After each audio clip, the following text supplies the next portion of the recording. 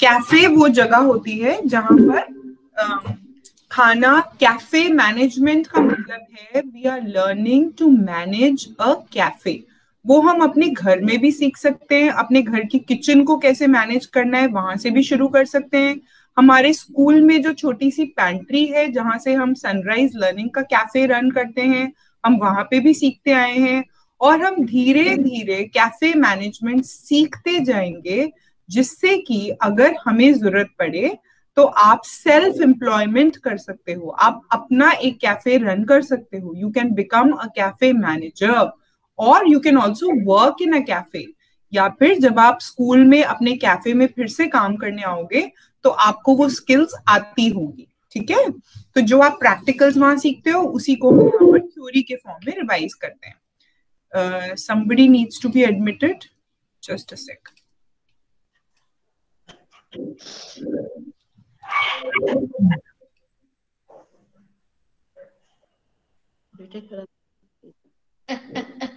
सुनो मैम क्या बोल रही हैं, सुनिए। So now please mute yourselves, there is a class going on, please mute yourselves. So understand your kitchen या pantry, ठीक है, किचन या पैंट्री। पैंट्री कहते हैं ना स्कूल में, जो छोटी सी हमारी किचन है जिसमें हम कैफे रन करते हैं उसको पैंट्री कहते हैं, और वो किचन होती है। तो घर में आप अपने किचन को ध्यान से देखोगे आज एज अ रिविजन, और जितनी चीजें हम यहाँ पर देख रहे हैं वो सब घर पे जाके देखोगे। और जो भी स्टेप्स होते हैं ना कैफे मैनेजमेंट के, वो स्टेप्स जो हमने पहले भी पढ़े थे आज हम फिर से रिवाइज करेंगे, वो सब घर पे अप्लाई करने की कोशिश करेंगे सब लोग। ठीक है, घर पे कैसे अप्लाई कर सकते हैं मैं अभी बताती हूँ। Now coming to this cutlery and crockery, सब लोग आज किचन में देखेंगे हमारे घर में क्या क्या कटलरी होती है। कटलरी का मतलब होता है स्पून्स, फॉर्क्स एंड नाइव्स। ठीक है, आपकी किचन में जितने भी स्पून्स होंगे, जितने भी फॉर्क्स होंगे और जो भी नाइव्स होते हैं, उन सबको क्या कहते हैं? कटलरी।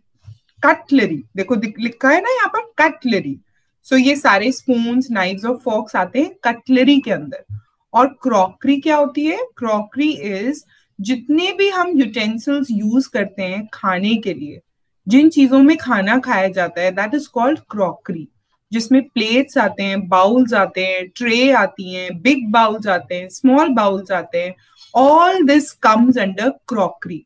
और ये क्रॉकरी प्लास्टिक की भी हो सकती है, सब लोग आज अपने घर में जरूर देखेंगे। ठीक है, ये क्रॉकरी प्लास्टिक की भी हो सकती है, ये क्रॉकरी स्टील की भी हो सकती है, और ये डिस्पोजेबल क्रॉकरी भी हो सकती है। डिस्पोजेबल का मतलब जिसे यूज करके थ्रो कर सकते हैं, और स्टील और जो प्लास्टिक की क्रॉकरी होती है उसको हमें वॉश करके क्लीन करके वापस रखना होता है। और जो डिस्पोजेबल, डिस्पोजेबल मतलब जिसे हम थ्रो कर सकते हैं, फेंक सकते हैं। ठीक है, ऑलराइट। फिर हमारी किचन में कुछ कटिंग इक्विपमेंट्स होते हैं, कटिंग काटने के लिए, जिससे हम सब्जी को काट सकते हैं, जिससे हम उनको ग्रेट कर सकते हैं, पतला पतला छोटा छोटा। जैसे गाजर का हलवा बनाते हैं तो हम गाजर को क्या करते हैं? ग्रेट करते हैं, ग्रेट। उसको हिंदी में कहते हैं कद्दूकस। और जब हम कोई वेजिटेबल बनाने वाले होते हैं, मिक्स वेजिटेबल, तो हम सब्जियों को कट करते हैं, हम फ्रूट को भी कट करते हैं विद अ नाइफ।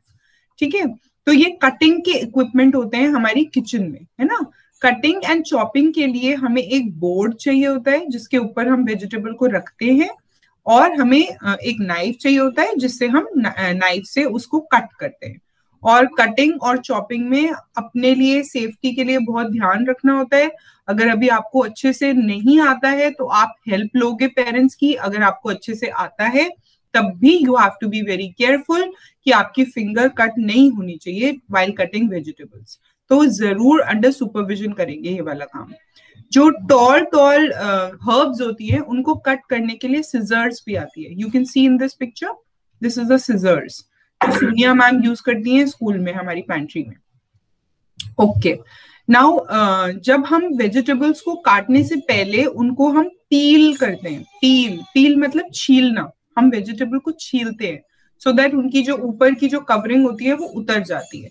तो ये जो नाइव्स होते हैं इनको वेजिटेबल्स को क्लीन करने के लिए उसका नाम होता है पीलर। आज सब लोग देखेंगे किचन में जाके कि हमारे किचन में पीलर कैसे कैसे हैं, अलग अलग तरह के पीलर होंगे सबके घर में। ठीक है। तो ये पीलर होता है जिससे हम छिलका निकालते हैं। ओके, पील निकालते हैं। Reena ma'am, just let me know if everybody is there and hearing. मेरी आवाज आ रही है? Yes ma'am. Okay, next is grater. Grater क्या होता है? जैसे मैंने बताया, जब हम गाजर का हलवा बनाते हैं तो गाजर को ग्रेट करते हैं, पतली पतली श्रेड्स में आ जाती है फिर वो गाजर, है ना। उसको चॉप नहीं करते हम, कट नहीं करते। सिमिलरली हम पोटैटो को भी ग्रेट कर सकते हैं। सिमिलरली हम पनीर को भी ग्रेट करते हैं कुछ चीजें बनाने के लिए। जब हम पिज्जा बनाते हैं माइक्रोवेव में तो मोज़रेला चीज को भी ग्रेट करते हैं। सो हम ग्रेटर से ग्रेट करते हैं। दिस इज अ ग्रेटर, सबको दिख रहा होगा। ये ग्रेटर होता है जिसके अंदर छोटे छोटे होल्स होते हैं और शार्प एजेस होती हैं, शार्प एजेस होती हैं, तो सब्जी ग्रेट हो जाती है। आज घर में सब लोग ट्राई करके देखेंगे, लेकिन पेरेंट्स के साथ, हेल्प के साथ, ठीक है। It can hurt you.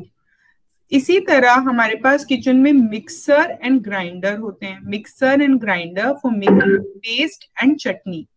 तो जब हम मिक्सर और ग्राइंडर में गार्लिक मतलब लहसुन और अदरक मतलब जिंजर, जब इनको डाल देते हैं और मिक्सर और ग्राइंडर जो इलेक्ट्रिसिटी से चलता है उसको ऑन कर देते हैं, स्विच ऑन कर देते हैं, तो जूम करके वो घूमता है और ये जो गार्लिक और जिंजर है इसका पेस्ट बन जाता है, इसका एक पेस्ट बन जाता है, ठीक है। तो ये पेस्ट बनाने के लिए हम मिक्सर एंड ग्राइंडर यूज करते हैं, पेस्ट और चटनी बनाने के लिए। आई एम श्योर आपने देखा होगा घर में कोरिएंडर और मिंट। कोरिएंडर को हिंदी में क्या कहते हैं, कोई बता सकता है? कोरिएंडर इज धनिया एंड मिंट इज पुदीना। धनिया और पुदीना की चटनी भी बनाते हैं घर में, तब भी हम मिक्सर और ग्राइंडर यूज करते हैं, ठीक है। ऑल राइट, फिर हम देखते हैं और क्या होता है हमारी किचन में। हमारी किचन में होते हैं cooking pots and pans. Cooking pots का मतलब वो सारे बर्तन जिसमें खाना बनाया जाता है। कुकिंग पॉट्स हिंदी में जिसे पतीला या कढ़ाई, ये सारी चीजें, पैन जिसमें हम चाय बनाते हैं, वो सारी चीजें कुकिंग पॉट्स एंड पैन्स में आती हैं। तवा जिसके ऊपर हम रोटी बनाते हैं, फ्राइंग पैन जिसके अंदर उत्पम बनाया जाता है, डोसे का भी एक तवा होता है ना। Those are all pans. इसी तरह पैन होती है जिसमें चाय बनती है, ठीक है। और इसी तरह पतीले होते हैं जिसमें हम बहुत सारी तरह तरह की चीजें बनाते हैं। So these are cooking pots and pans, okay. Then और क्या क्या यूटेंसिल्स होते हैं आज सब लोग किचन में देखेंगे और इनको आइडेंटिफाई करेंगे। जैसे कि ये एक बड़ी सी छन्नी होती है, कोलैंडर कहते हैं इसको, जिसमें हम कभी कभी वेजिटेबल्स या मटर वॉश कर सकते हैं।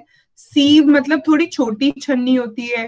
टोंग्स देख रहे हो आप? टोंग्स, चिमटा जिससे हम रोटी सेकते हैं, दैट्स टोंग्स। लेडल मतलब जितनी भी कड़छी होती है, कड़छी, दोज आर कॉल्ड लेडल्स। इसी तरह वुडन स्पून्स होते हैं बड़े बड़े। विस्क का मतलब होता है जिससे हम बीट कर सकते हैं कुछ। केक बनाते हैं, याद है स्कूल में, तो विस्क करते हैं। यश को पता होगा, यश बहुत अच्छे केक्स भी बनाता है अपने आप। तो you can use a whisk. You can also use other things. आप किसी और तरह से भी उसको बीट कर सकते हो, बट विस्क भी यूज करते हैं। जो लोग एग खाते हैं उनको पता होगा, वो ऑमलेट बनाने के लिए विस्क करते हैं। ये केक स्लाइस है जिससे केक के पीसेस या स्लाइसेस उठाते हैं। So this is a cake slice जिससे उठाया जाता है। आइसक्रीम स्कूप तो सबको पता होगा, आइसक्रीम जिससे निकालते हैं, है ना। आइसक्रीम स्कूप से निकाल के देते हैं ना आपको, कभी आइसक्रीम खाने जाते हैं तो। टी स्ट्रेनर मतलब छन्नी, चाय छानते हैं। रोलिंग पिन मतलब बेलन। स्पैचुला मतलब अनदर टाइप ऑफ कड़छी जिससे हम पराठा पलट सकते हैं। ब्रश जिससे सोनिया मैम ऑयल लगाती हैं हमेशा। मेजरिंग स्पून जो वो हमेशा दिखाती हैं कि इससे नापना है, 1 स्पून 2 स्पून। वो तरह तरह के साइजेस के स्पून आते हैं, ठीक है। इसी तरह ये बहुत सारे लेडल्स होते हैं। लेडल्स मतलब कड़छी जिससे आप खाने को स्टर कर सकते हो जब आप बना रहे होते हो। All right, then mixing bowls. आप लोग आज किचन में देखोगे कितने सारे तरह के आपके किचन में बाउल्स होंगे। ग्लास के भी बाउल्स होंगे, प्लास्टिक के भी बाउल्स होंगे, स्टील के भी बाउल्स होंगे और सेरेमिक के भी बाउल्स होंगे। सेरेमिक का मतलब एक तरह की मिट्टी होती है जिससे काफी क्रॉकरी बनती है, सेरेमिक। तो तरह तरह के बाउल्स होंगे, उन सबको आज देखेंगे, सबको आइडेंटिफाई करने की कोशिश करेंगे, ठीक है। सो ये मिक्सिंग बाउल्स मतलब जैसे हमें भेल पूरी बनानी है तो हम सारे इंग्रेडिएंट्स एक बड़े बाउल में डालते हैं ना, उसके बाद उन्हें मिक्स करते हैं, तो that's why it's called a mixing bowl. इसी तरह हमें अगर केक बनाना है तो हम सारे इंग्रेडिएंट्स एक बाउल में डालते हैं, हम मैदा डालते हैं, हम बेकिंग पाउडर डालते हैं, हम एग्स डालते हैं, हम ऑयल डालते हैं, तभी वो मिक्सिंग बाउल में मिक्स होते हैं, है ना। That's why it's called a mixing bowl. So these are mixing bowls. फिर उसके बाद हम कुकिंग के लिए क्या क्या यूज करते हैं? हम कुकिंग के लिए यूज करते हैं माइक्रोवेव, हम कुकिंग के लिए यूज करते हैं गैस स्टोव, और हम कुकिंग के लिए यूज करते हैं इंडक्शन कुकटॉप। ये सारी चीजें आपने अपनी स्कूल की पैंट्री में भी देखी हैं। गैस स्टोव हम अंदर नहीं रखते पैंट्री के अंदर। कोई बता सकता है क्यों नहीं रखते गैस स्टोव अंदर? हमने माइक्रोवेव और इंडक्शन कुकटॉप तो रखा हुआ है अंदर, लेकिन हमने गैस स्टोव बाहर रखा हुआ है सिलेंडर के साथ। कोई बता सकता है क्यों? Anyone? You can unmute and tell me. Gas stove और उसका सिलेंडर बाहर क्यों रखते हैं?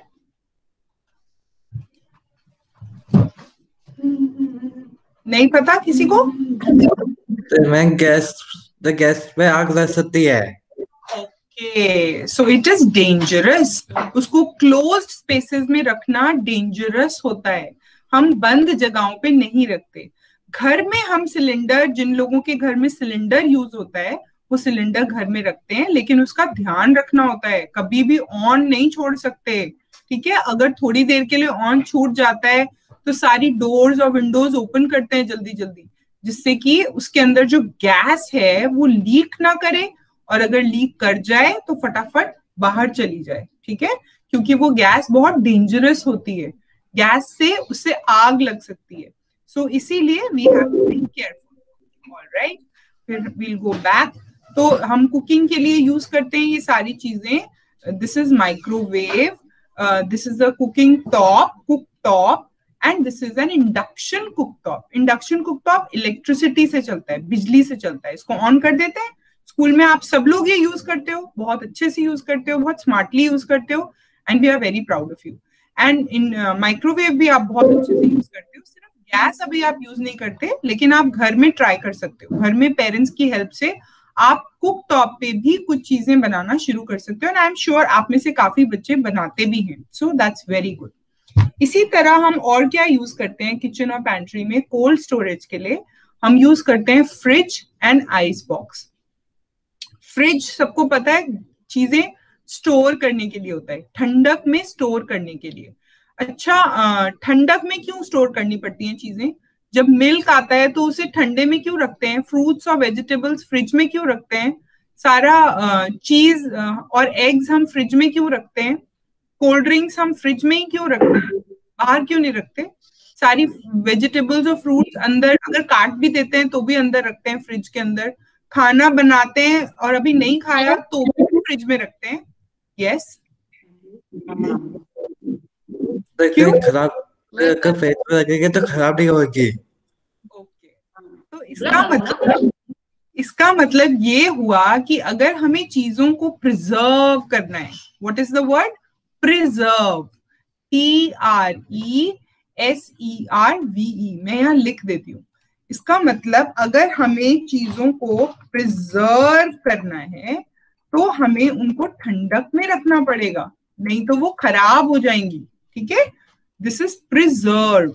प्रिजर्व मतलब हमें अगर चीजों को ठीक रखना है, हेल्दी रखना है, सेफ रखना है खाने की चीजों को, तो हमें उन्हें ठंडक में रखना पड़ेगा प्रिजर्व करने के लिए। ओके, इसी तरह आइस बॉक्स में हम कभी कभी जब हम पिकनिक पे जाते हैं, अगर आपको याद होगा, तो हम एक बॉक्स लेके जाते हैं जिसमें हम एक आइस बॉक्स तो अलग लेके जाते हैं, जिससे कि अगर किसी को चोट लग जाए तो हमारे पास आइस होनी चाहिए। और हम एक आइस बॉक्स लेके जाते हैं जिसमें हम खाने पीने का सामान रख के लेके जाते हैं। किसी को याद आ रहा है कौन से कलर का आइस बॉक्स है? चलो स्कूल में अगर किसी को याद है तो बता दो, जो हम पिकनिक पे लेके जाते हैं। Anyone remembers? हाँ ब्लू नहीं, it's not blue, it is red. We have a red ice box जो हम पिकनिक्स पे लेके जाते हैं, जिसमें हम कभी कभी कुछ सामान रख के लेके जाते हैं। और ठीक है, हाँ। सो ये देखो, idli maker stand. Idli maker stand सबने देखा होगा, नहीं देखा तो आज फिर से किचन में जाके देखेंगे। जब हम इडली बनाते हैं तो हम इस स्टैंड में बनाते हैं। ये वाला स्टैंड, जो स्टील का स्टैंड है उससे कुकर में बन सकती है, और जो प्लास्टिक का स्टैंड है उससे माइक्रोवेव में इडली बन सकती है। अब आप इतनी बार इडली बना चुके हो तो आई एम श्योर आपको ये बहुत अच्छे से आ गया होगा, आपने देखा होगा, और अब सब लोग इंडिपेंडेंटली इडली बनाने की कोशिश करेंगे। ठीक है, देयर इज नो रीजन कि अब आप नहीं बनाओ, you should make independent.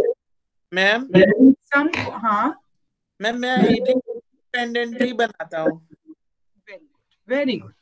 Some common basic preparations that we use in our cafe. हम अपने कैफे में जो जो बेसिक चीजें कर लेते हैं या कर सकते हैं या हमें करनी चाहिए अब हम घर पे जब हैं, तो वो क्या है?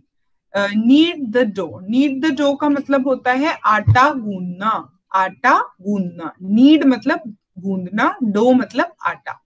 ठीक है, तो हम सबको आटा गूंदना आना चाहिए, बहुत अच्छे से आना चाहिए। अब हमारा आटा बहुत अच्छा गूंदना चाहिए। This is something that is a very basic skill for the cafe, और आप सबको आटा गूंदना अच्छे से आना चाहिए इंडिपेंडेंटली। तो अगर आप रोज आटा गूंदते हो तो अब तक आपको आ गया होगा, और नहीं गूंदते हो तो प्लीज शुरू कीजिए आज से ही। और आटा गूंदने के जो स्टेप्स होते हैं वो अभी मुझे बताने की जरूरत नहीं है। अगर किसी को हेल्प चाहिए तो आज मम्मा से बोलेंगे, मम्मा मेरी हेल्प कर दो, मैं गूंद तो लेता हूँ पर मेरे को अच्छा गूंदना सीखने के लिए हेल्प कर दो। सिमिलरली मेकिंग टी के स्टेप्स अब तक आप सबको बहुत अच्छे से आते होंगे। जो लोग अभी गैस के साथ कंफर्टेबल नहीं है या जिनको इतनी डेंजर अवेयरनेस अभी नहीं है, वो लोग अंडर सुपरविजन करते हैं, और जो इंडिपेंडेंटली बनाते हैं दैट्स वेरी गुड। लेकिन फिर भी आपको हमेशा ध्यान रखना है, because it is boiling hot, पानी बॉइल हो रहा है, और अगर वो आपके ऊपर गिर गया या थोड़े से छींटे भी पड़ गए तो it can be dangerous, it can be very unsafe. So आपको एक्स्ट्रा ध्यान रखना है जब आप इतनी गर्म चीजों को हैंडल करते हो, एक्स्ट्रा ध्यान रखना है। हमेशा एप्रन पहन के रहना है। एप्रन एक मोटी प्रोटेक्शन लेयर बन जाती है आपकी बॉडी के आगे, तो अगर गॉड फॉरबिड पैन से पानी छलक गया तो वो अगर आपके ऊपर गिरा भी तो भी उस एप्रन से बहुत प्रोटेक्शन हो जाती है। हमेशा शूज पहन के रहना चाहिए, अच्छे से वार्म शूज। अगर आप नंगे पैर होगे तो भी आपके पैर के ऊपर डायरेक्टली गिर सकता है। कोशिश करेंगे जितना काम हो सके थोड़े से मोटे ग्लव्स पहन के करें, अगर आप डायरेक्ट हॉट चीजों को टच कर रहे हो या डायरेक्ट गैस के साथ डील कर रहे हो। ठीक है, आपके पेरेंट्स आपको बेस्ट एडवाइस दे सकते हैं कि आपकी किचन में किस तरह से सेफेस्ट तरीके से काम हो सकता है। ओके, ऐसा कोई है जिसको चाय बनानी नहीं आती है? ऐसा कोई है तो मुझे क्लास के बाद बताना, और फिर शुरू करना पड़ेगा। ठीक है, ओके। मेकिंग अ रोटी के स्टेप्स हम बहुत बार कर चुके हैं। आई एम श्योर ये थ्योरी में पढ़ाने से कुछ नहीं होगा, ये करके ही सीखना पड़ता है, करके ही आता है अच्छे से। और जो लोग इंडिपेंडेंटली बनाने लगे हैं, फैंटास्टिक, वेरी गुड, ब्रिलियंट। और जो अभी नहीं बना पा रहे हैं, it's okay, keep trying. You can easily do the steps जब तक आप तवे पे डालते हो। तवे के बाद वाला जो स्टेप है उसमें आप हेल्प ले सकते हो, मम्मी को बुला सकते हो साथ में, या आपके घर में और कोई बड़ा है उनको बुला सकते हो, क्योंकि वहां डायरेक्टली आप गैस से काम कर रहे हो, गरम तवे से काम कर रहे हो। So you can take help, you can do it under supervision. लेकिन रोटी आटा गूंदना और उसके बॉल्स बनाने और उसके बाद उसे बेलना, वहां के स्टेप्स आपके परफेक्ट हो जाने चाहिए विद इंडिपेंडेंस। कुछ टर्म्स होती हैं जो हम अभी धीरे धीरे आगे करेंगे, जैसे जैसे हम कैफे में आगे बढ़ते जाएंगे हम ये वाली टर्म्स करेंगे। इसमें से काफी टर्म्स आपको आती हैं बहुत अच्छे से, क्योंकि हम चीजें बनाते आए हैं तो ये टर्म्स यूज होती आई हैं। Now the basic steps of cafe management जो आपको अपने घर की किचन में अप्लाई करना है, वो है जो पहला स्टेप होता है वो ये होता है कि you have to make sure कि आपकी हाइजीन में कोई कमी ना हो। हाइजीन मतलब क्लीनलीनेस, क्लीन सब कुछ होना चाहिए। किचन क्लीन होनी चाहिए, आप खुद क्लीन होने चाहिए।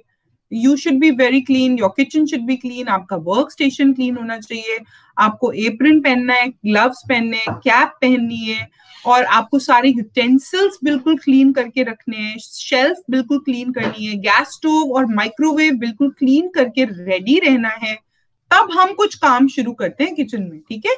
सो ये प्रेपरेशन जरूर होनी चाहिए हमारे पास अच्छे से, जिससे कि हम कैफे का स्टेप्स शुरू कर सके। नाउ सपोज अब आप स्टेप्स कैसे शुरू करोगे घर पे।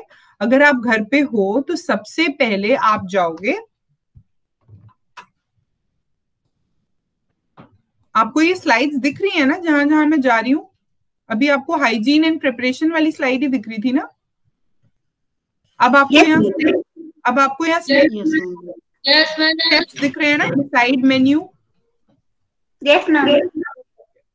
तो सबसे पहला स्टेप होता है डिसाइड मेन्यू। अब सबसे पहले आप सब लोग आज डिसाइड करोगे घर में फैमिली मेंबर्स कि भाई कल हम राजमा चावल खाने वाले हैं। सपोज यश के घर में डिसाइड हुआ कि कल हम राजमा चावल खाने वाले हैं, ठीक है। और सपोज श्रेया के घर में डिसाइड हुआ कि कल हम मटर पनीर खाने वाले हैं। और सपोज अर्नव के घर में डिसाइड हुआ कि कल हम मिक्स वेजिटेबल खाने वाले हैं। तो जिसके भी घर में जो जो मेन्यू होगा, पहले आज मेन्यू डिसाइड होगा, है ना। तो that is the first step. तो पापा ने बोला, मम्मी ने बोला, बच्चों ने बोला, फिर फाइनली मेन्यू डिसाइड हो गया कि भाई कल क्या बनेगा। That's the first step. Second step क्या होता है? Take orders. उसके बाद ऑर्डर लेना होता है, पापा आप मटर पनीर के साथ क्या खाओगे, रोटी या चावल? मम्मा आप सैलेड खाओगे कि नहीं खाओगे? तो उस तरह से आप सबके ऑर्डर ले रहे हो। आपको ये आइडिया हो जाएगा कि मुझे क्या क्या चीजें बनानी है और किस किस के लिए कितनी बनानी है ना। सो उसको कहते हैं टेक ऑर्डर्स। यही जब हम स्कूल में करते थे तो हम पहले मेन्यू डिसाइड करते थे कि अगले वेडनेसडे या अगले फ्राइडे हम भेलपूरी बनाएंगे।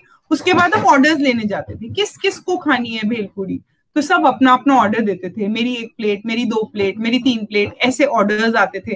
तो उससे आपको ऑर्डर्स मिल जाते हैं, ठीक है। उसके बाद आप क्या करते हो?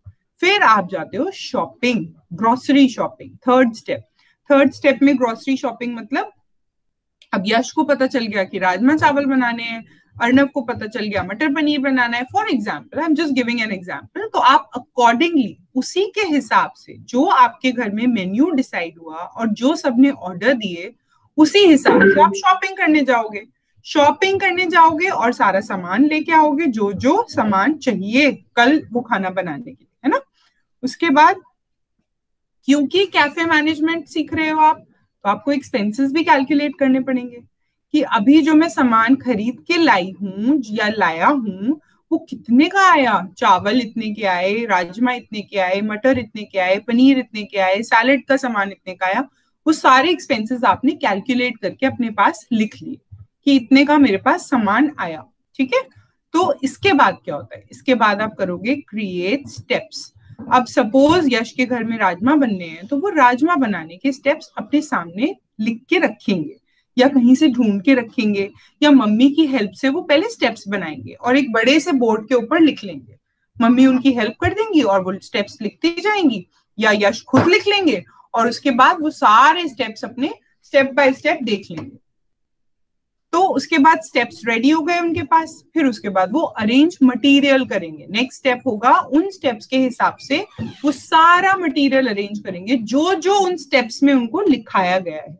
हम स्कूल में क्या करते हैं? हम अपनी रेसिपी बुक खोलते हैं, रेसिपी बुक में सारे स्टेप्स लिखे होते हैं। सैंडविच बनाने के लिए 1 2 3 4 5 6, सो 6 स्टेप्स लिखे होते हैं। उसी के हिसाब से हम सारा मटेरियल अरेंज कर लेते हैं फ्रॉम लेफ्ट टू राइट, ठीक है। तो ये आपने अरेंज मटेरियल कर लिया। इसके बाद आपको क्या करना है? Cook the dish. उसके बाद एक्चुअल कुकिंग शुरू होगी। जब आप वो डिश कुक करोगे उसके बाद उसकी प्रेजेंटेशन होगी। उसके बाद अच्छे से उनको बाउल्स में अरेंज करोगे, ट्रे में लगाओगे। उसके बाद आप क्या करोगे? सर्व करोगे। पापा ये लीजिए, मम्मी ये लीजिए, आपके लिए मैंने खाना बनाया। सर्विंग टेबल पे अच्छे से लगाओगे। उसके बाद बहुत इंपॉर्टेंट स्टेप है ये, टेकिंग फीडबैक। फिर आप सबसे पूछोगे कि आपको कैसा लगा, क्या नमक कम तो नहीं था, क्या स्पाइसी ज्यादा तो नहीं था। आप कुछ भी फीडबैक ले सकते हो, आप सारा फीडबैक ले सकते हो। और अगर किसी ने कहा कि नमक कम था तो वो अब अगली बार के लिए ध्यान रखेंगे कि अच्छा उस बार कम था तो इससे थोड़ा सा ज्यादा डालने की कोशिश करेंगे, या अगर स्पाइसी ज्यादा था तो थोड़ा सा कम डालने की कोशिश करेंगे। और उसी से हम इम्प्रूव कर सकते हैं जब हमें फीडबैक मिलता है तो हम बहुत कुछ सीखते हैं. तो फीडबैक इज वेरी इंपॉर्टेंट. जैसे हम स्कूल में फीडबैक लेते हैं, फीडबैक डायरी में, फीडबैक डायरी होती है, उसमें सबसे फीडबैक लेते हैं और सब हमें बताते हैं कि क्या अच्छा था, क्या क्या और अच्छा हो सकता है, उससे हम सीखते हैं. And then the next step is collecting payments. क्योंकि आप कैफे मैनेजमेंट सीख रहे हो तो आपको पेमेंट्स कलेक्ट करना भी आना चाहिए. घर में ऐसा नहीं होता, देयर आर नो पेमेंट्स, लेकिन it is a step of cafe management कि जब आपका ऑर्डर पूरा हो जाता है, जब खाना अच्छे से सर्व हो जाता है, तो then you collect payments.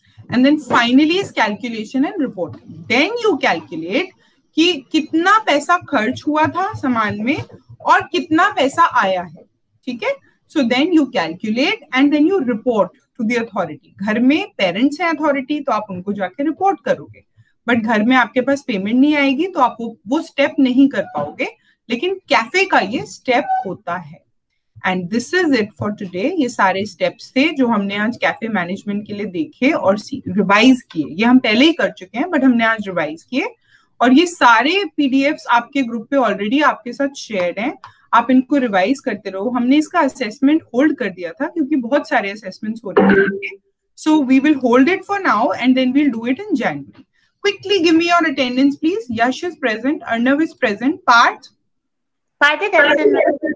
Okay. Shreyas? He is also absent. Okay. And Tejo sir? He is absent, ma'am. Okay. Rishit? He is also absent. Okay. Rishit is absent. And Avni? Present. Vrinda absent. Pooja? Absent? He is also absent. Pooja is absent. All right. Thank you very much. आज की class यहीं पर खत्म होती है. Good listening everyone. सबने बहुत अच्छे से सुना. I have another class now, so I'll leave. And thank you very much. ये already shared है VTC group पे, आप रिवाइज कर सकते हो. And मैम ने एक छोटी सी रिविजन शीट बनाई है, वो हम बहुत